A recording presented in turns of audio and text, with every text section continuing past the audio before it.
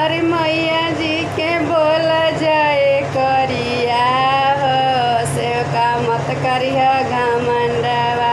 मैया जी के बोल जाए करिया हो, सेवका मत करिह घमंडवा।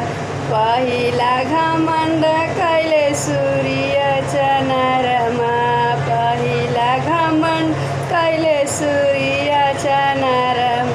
अरे उनहु में लागल गरहनवा हो, सेवका मत करिह घमंडवा।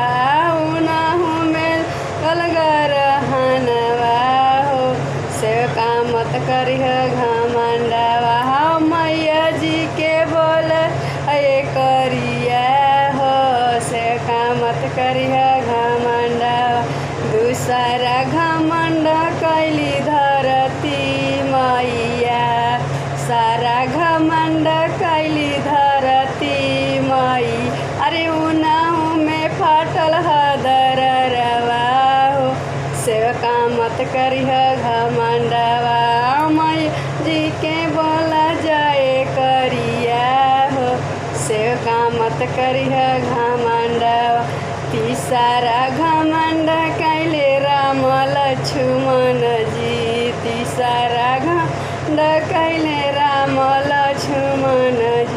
अरे उनहु के भइल बनवासवा हो, सेवका मत करिह घमंडवा। उनहु के भइल बनवासवा हो, सेवका मत करिह घमंडवा। मैया जी के बोलिह जाए करिया हो, सेवका मत करिह घमंडवा।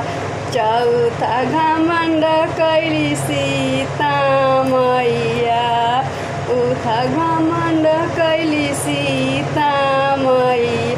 अरे उनहु के हरलस रावणवा हो, सेवका मत करिह घमंडवा। के हरलस रावणवा हो, सेवका मत करिह घमंडवा। पाँचवा घमंड कैली गंगा मैया, पाँचवा घमंड कैली गंगा मई। अरे उनहु में पड़ल बालू रेतवा हो, सेवका मत करिह घमंडवा। मैया जी के बोल जाए करिया हो, सेवका मत करिह घमंडवा।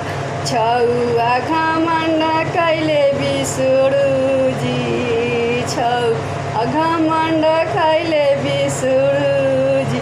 अरे उनहु के जन्म भइले कंस के कारगारवा हो, सेवका मत करिह घमंडवा।